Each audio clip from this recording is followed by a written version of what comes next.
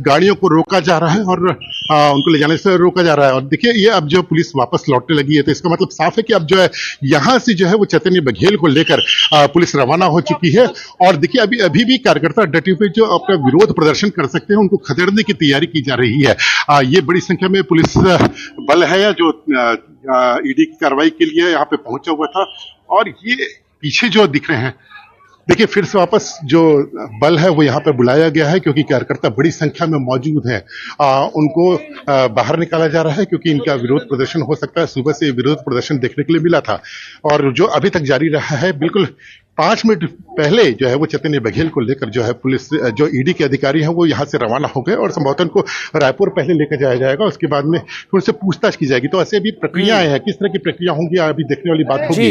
तो फिलहाल ये मैं लौटूंगा आपके पास और एक बहुत ही इंपॉर्टेंट इन्फॉर्मेशन अपने दर्शकों को अब दे दें। इस वक्त शराब घोटाला मामले में जो कार्रवाई चल रही है, इस बीच भूपेश बघेल ने जो पोस्ट किया एक्स पर, उन्होंने लिखा बाकायदा कि ईडी आ गई है। और भूपेश बघेल ने इस पूरे पोस्ट में एक बहुत ही बड़ी बात ये लिखी कि विधानसभा का सत्र का आज अंतिम दिन है। और साथ ही उन्होंने ये लिखा कि अडानी के लिए तमनार में काटे जा रहे पेड़ों का मुद्दा आज उठना था। भिलाई निवास पर साहिब ने ईडी भेज दी और तमनार में जो पेड़ों की कटाई है वो अडानी के लिए हो रही है। और साथ में उन्होंने ये भी लिखा कि साहिब ने ईडी भेज दी। अब ये साहिब किसे संबोधित कर रहे हैं? अडानी के लिए तमनार में पेड़ काटे जा रहे हैं, तमनार का मुद्दा आज उठना था, ईडी आ गई और ईडी के आने से साहिब ने ईडी भेज दी। इस तरह का पोस्ट उन्होंने लिखा। आज विधानसभा सत्र का आज अंतिम दिन है और इस बारे में पूर्व मुख्यमंत्री भूपेश बघेल ने एक्स पोस्ट पर लिखा, अडानी के लिए तमनार में काटे जा रहे पेड़ों का मुद्दा आज उठना था। और भिलाई निवास में साहिब ने ईडी भेज दी। और एक तरह से ये दिखाने का, ये बताने का उन्होंने प्रयास किया कि शायद अब इस मुद्दे को दबाने के लिए ये कार्रवाई की जा रही है कि जिस तरह से अडानी के लिए तमनार में जो पेड़ काटे जाने का मुद्दा है उस पर भूपेश बघेल का पोस्ट आया। पूर्व मुख्यमंत्री भूपेश बघेल ने पोस्ट करके लिखा, ईडी के छापे पर भूपेश बघेल का ये पोस्ट आया जिसमें ईडी के छापे को अडानी से उन्होंने जोड़ा है। और इस पूरे मामले में लिखा कि अडानी के लिए तमनार में काटे जा रहे पेड़ों का मुद्दा आज उठना था लेकिन साहेब ने ईडी भेज दी। और अडानी के लिए तमनार में काटे जा रहे पेड़ों का मुद्दा आज विधानसभा में उठना था जिस पर ईडी का छापा पड़ गया। और इस पूरे पोस्ट के माध्यम से भूपेश बघेल का वो पक्ष और जिस पर कि वो बता रहे हैं और काफ़ी भड़के हुए भी वो नजर आए और जिस तरह से मीडिया के सामने आकर के भी उन्होंने ये बात कही। और यहाँ पर पोस्ट के माध्यम से उन्होंने एक और बात कही, वो ये कि अडानी के लिए तमनार में काटे जा रहे पेड़ों का मुद्दा आज उठना था। विधानसभा सत्र के संबंध में उन्होंने ये बात कही थी कि विधानसभा में इस मुद्दे को उठाया जाना था जो अडानी के लिए तमनार में पेड़ काटे जा रहे हैं और पेड़ों की कटाई को लेकर के जो अडानी के लिए हो रही है, ऐसा भूपेश बघेल ने जोड़ते हुए इसे कहा कि ईडी के छापे को अडानी से जोड़ते हुए उन्होंने दिखाया। चूंकि जिस तरह से पोस्ट उनका सामने आया, जिस पोस्ट के माध्यम से उन्होंने ये भी बताया कि ईडी की कार्रवाई शुरू हो चुकी है, ईडी साहिब ने भेज दी है और कोट करके उन्होंने साहिब लिखा है। और हालांकि ये किसके लिए लिखा गया अभी तक स्पष्ट नहीं हो पा रहा है। पूर्व मुख्यमंत्री भूपेश बघेल ने एक पोस्ट के माध्यम से इस विषय को रखा है और एक्स पर इसे पोस्ट किया और ईडी के छापे को अडानी से जोड़ते हुए उन्होंने कहा कि अडानी के लिए तमनार में काटे जा रहे पेड़ों का ये मुद्दा है और अडानी के लिए जो समय 2023 में मेरे जन्मदिन में भेजा गया था। अब आज तो विधानसभा में अडानी का मामला उठना है और अपने मालिक को खुश करने के लिए मोदी और शाह ने ईडी मेरे घर भेज दिया है। हम लोग डरने वाले नहीं हैं, न झुकने वाले हैं। ये कितना भी ताकत लगा ले, भूपेश बघेल न टूटेगा न झुकेगा। लड़ाई लड़ेंगे, ये सत्य की लड़ाई है। पूरे देश में विपक्ष के नेताओं को ये टारगेट करके रखे हैं, दबाने की कोशिश, तोड़ने की कोशिश, प्रजातंत्र की हत्या करने की कोशिश इन एजेंसियों के माध्यम से। एक तरफ बिहार में इलेक्शन कमीशन के माध्यम से मतदाताओं को काटा जा रहा है, वहाँ मेरे ही कड़े जाएगा, प्रजातंत्र की चीरहरण कर रहा है, तो दूसरे तरफ विपक्ष के नेताओं को दबाने के लिए ईडी, आईटी, सीबीआई, डीआरआई उपयोग कर रहे हैं। लेकिन अब देश की जनता जान चुकी है, समझ चुकी है। ईडी पहले भी आई है, छापा डाले, हमारे घर में 33 लाख रुपए मिला था, उसके बाद अचानक आज फिर आए हैं। इसका मतलब क्या है? हम लोग एजेंसी को पूरा सहयोग करेंगे, इनको विश्वास हो ना हो, हमको लोकतंत्र में विश्वास है। हमको और आकाश शुक्ला हमारे सहयोगी इस वक्त हमारे साथ जुड़ गए, उनसे बात करेंगे। आकाश, क्या डिटेल्स मिल पा रही हैं अभी? जिस तरह से ये पूरा विषय सामने, एक पोस्ट भी भूपेश बघेल का सामने आया था जिसमें वो कह रहे हैं कि आज अटानी के लिए जो पेड़ तमनार में काटे जा रहे हैं उस विषय को विधानसभा के सत्र में उठाना था, आखिरी दिन है आज, और अब साहिब ने ईडी भेज दी। विधानसभा सत्र के दौरान जो है विधान आकर्षण के दौरान जो मुद्दा विपक्ष ने उठाया, किस तरीके से तमनार में पेड़ काटे जा रहे हैं, जगन्नाथ महंत ने काटे हुए स्थगन प्रस्ताव लाने की बात की, लेकिन विपक्ष के सारे विधायकों ने जो कहा कि पेड़ों की कटाई हुई है, अवैध कटाई हुई है, इसके साथ ही जो है फर्जी ग्राम सभा के माध्यम से लेकर विस्थापन का काम किया जा रहा है, आवाज को दबाने का प्रयास किया जा रहा है। इस दौरान विधानसभा के बीच स्थगन प्रस्ताव और के बीच जो है मुख्यमंत्री भूपेश बघेल ने मुद्दा उठाया कि अडानी को फायदा पहुंचाने के लिए जो पूरे जो प्रयास किए जा रहे हैं, के बीच जो प्रयास किए जा रहे हैं, तो ठीक किया गया है, की कार्रवाई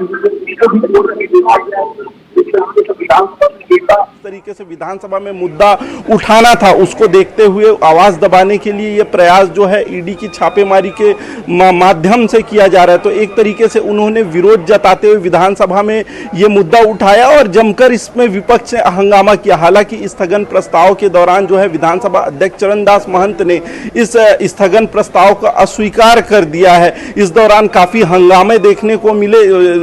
पूर्व मुख्यमंत्री भूपेश बघेल, नेता प्रतिपक्ष चरणदास महंत समेत सभी विधायकों ने जमकर हंगामा किया। कुछ देर के लिए जो है विधानसभा स्थगित भी करना पड़ा। जी निश्चित रूप से, और अभी क्या स्थिति बनेगी आगे ये भी देखने का अहम विषय होगा। लेकिन आकाश, अभी पॉलिटिकली अगर जो प्रतिक्रियाओं की बात करें तो किन किन की प्रतिक्रिया आई, क्या कह रहे हैं कांग्रेस पार्टी के नेता, क्या कह रहे हैं बीजेपी के नेता? जी देखिए, कांग्रेस पार्टी और जो विपक्ष के जो विधायक है, तमाम लोग जो हैं वो लगातार विरोध कर रहे हैं, पेड़ों की कटाई का विरोध कर रहे हैं। सीधे तौर पर विधानसभा के सदन में जिस तरीके से अडानी का नाम उछला और उन्हें फायदा पहुंचाने के लिए जो है पेड़ों की कटाई करने की बात कही, प्रशासन की मिलीभगत की बात कही, सरकार की संलिप्तता की बात कही, तो तमाम आरोप लगे हैं और लगातार ये आरोप लगे हैं, उनका विरोध लगातार जारी है। लेकिन आकाश, मैं फिर लौटूंगा आपके पास। इस बीच एक बड़ी खबर भिलाई से इस वक्त एक बड़ी खबर आ रही है जो आपको बता दें, चैतन्य बघेल की गिरफ्तारी हो चुकी है और चैतन्य बघेल की गिरफ्तारी के बाद शराब घोटाला मामले में ईडी का ये एक्शन और बड़ा हो सकता है। आपको बता दें कि भिलाई के उनके आवास पर, भूपेश बघेल के आवास पर जहां चैतन्य बघेल मौजूद थे, वहां टीम पहुंची और शंकर आनंद हमारे सहयोगी इस वक्त हमारे साथ जुड़ गए हैं, उनसे बात करेंगे। शंकर, अब आखिरकार वो हो गया जिसका अभी हम जिक्र कर रहे थे, गिरफ्तारी हो चुकी है चैतन्य बघेल की। निश्चित तौर पर देखिए, इस वक्त की बड़ी खबर कही जा सकती है, केंद्रीय जांच एजेंसी के द्वारा इस मामले में बड़ी कार्रवाई को अंजाम देते हुए चैतन्य बघेल को गिरफ्तार कर लिया गया है। चैतन्य बघेल, जिस तरह से आज न्यूज 18 आज सुबह से ही बता रहा था कि चैतन्य बघेल के खिलाफ काफी महत्वपूर्ण सबूतों को पिछले कुछ समय के दौरान में इकट्ठा किया गया और इस मामले में कई अन्य आरोपियों का बयान भी दर्ज किया गया। उसी के आधार पर चैतन्य बघेल की गिरफ्तारी हुई है। जिस तरह से इसी मामले में 10 मार्च को भी एक सर्च ऑपरेशन को अंजाम दिया गया था और 10 मार्च को जब सर्च ऑपरेशन को अंजाम दिया गया था, उसी वक्त में काफी महत्वपूर्ण सबूत जांच एजेंसी के हाथ में लगे थे।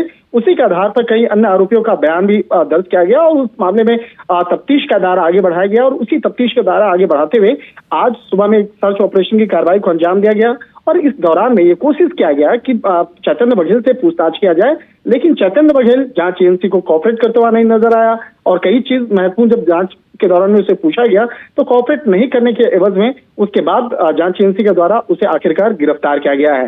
गिरफ्तारी के बाद आज उसे स्थानीय कोर्ट में पेश किया जाएगा और उसके बाद उसकी रिमांड ली जाएगी और इस मामले में तफ्तीश का दायरा आगे बढ़ने वाला है। जिस तरह से इस मामले में पहले भी जो लीकर स्कैम का मामला था छत्तीसगढ़ में, इस मामले में पूर्व मंत्री की भी गिरफ्तारी हो चुकी है, कवासी लखमा की गिरफ्तारी हुई थी और कवासी लखमा की गिरफ्तारी जब हुई थी तो उसके बाद इस मामले में कई अन्य आरोपियों से भी पूछताछ की गई थी।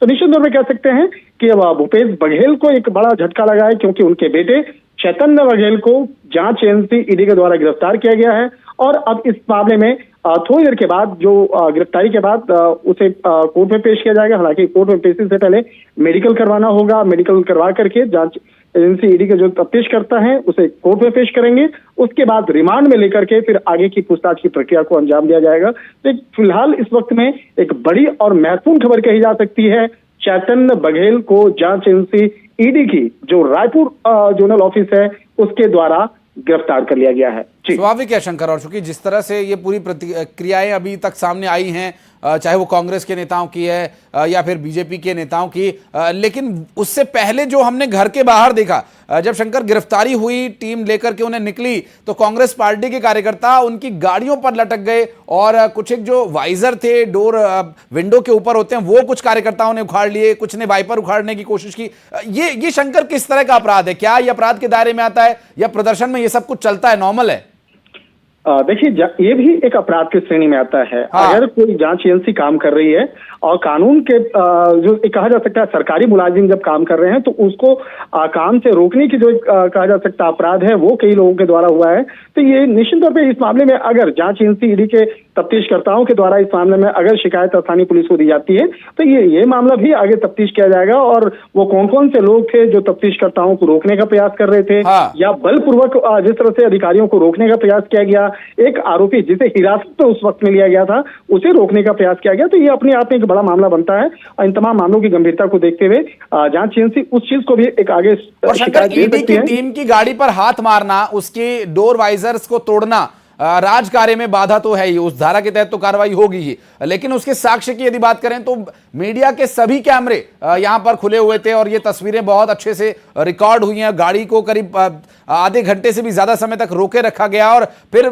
जब भीड़ और उग्र होने लगी, उन्होंने देखा कि पुलिस कुछ नहीं कर रही है, तो फिर कुछ कार्यकर्ताओं ने आगे बढ़कर गाड़ी पर हाथ मारना शुरू कर दिया, वाइजर्स को तोड़ दिया गया और फिर पुलिस कर्मचारियों ने किसी तरह से बलपूर्वक धक्का देकर के उन्हें वहां से हटाया। और आप जैसा कह रहे हैं कि अगर इस पूरे मामले में ईडी की टीम के द्वारा कार्रवाई के लिए शिकायत दी जाती है तो लोकल पुलिस फिर इन वीडियोस के साक्ष्यों के आधार पर आगे एक्शन लेगी। और ये जो पूरा घटनाक्रम है शंकर, अभी चैतन्य बघेल की गिरफ्तारी, देखिए कोई पॉलिटिकली पोस्ट तो अभी तक उनके पास है नहीं, हमारे सहयोगी मिथिलेश बता रहे थे कि पॉलिटिकली वो बहुत एक्टिव नहीं है, लेकिन भूपेश बघेल के बेटे हैं इसलिए लोग उन्हें नेता मानते।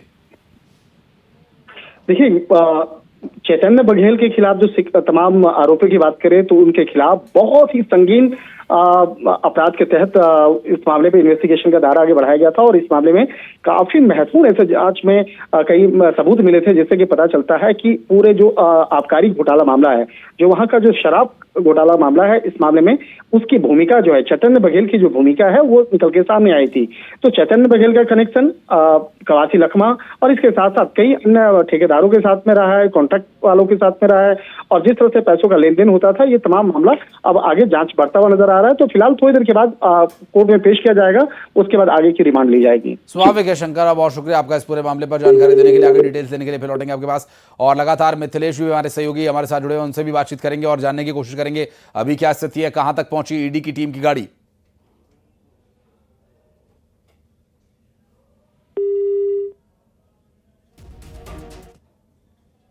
विरोध का सामना करना पड़ा था, काफी विरोध के बाद वे आज भी ईडी के जो अधिकारी हैं उनको लेकर रवाना हो चुके हैं। रवाना संभवतः उनको रायपुर लेकर जाया जाएगा और उसके बाद में आगे की कार्रवाई की जाएगी। पूर्व विधायक विकास उपाध्याय हमारे साथ में है।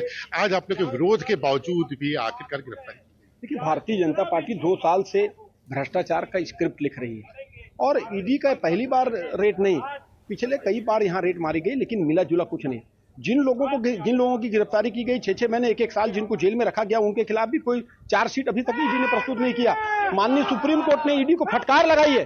जब भारतीय जनता पार्टी की गलत नीति, गलत योजना का विरोध हमारे नेता करते हैं भूपेश बघेल जी, उनके परिवार को प्रताड़ित करने का काम किया जाता है।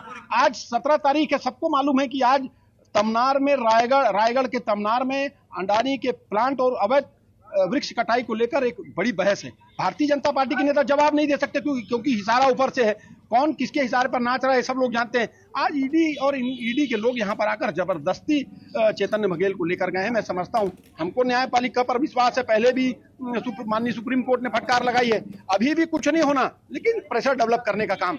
माननीय भूपेश बघेल जी विधानसभा में लड़ाई लड़ रहे हैं, सड़क पर कांग्रेस पार्टी के नेता लोग कार्यकर्ता लड़ाई लड़ रहे हैं, क्योंकि हम सच के साथ खड़े हैं। 5 साल भूपेश बघेल जी ने ऐतिहासिक काम इस प्रदेश की जनता के लिए किया।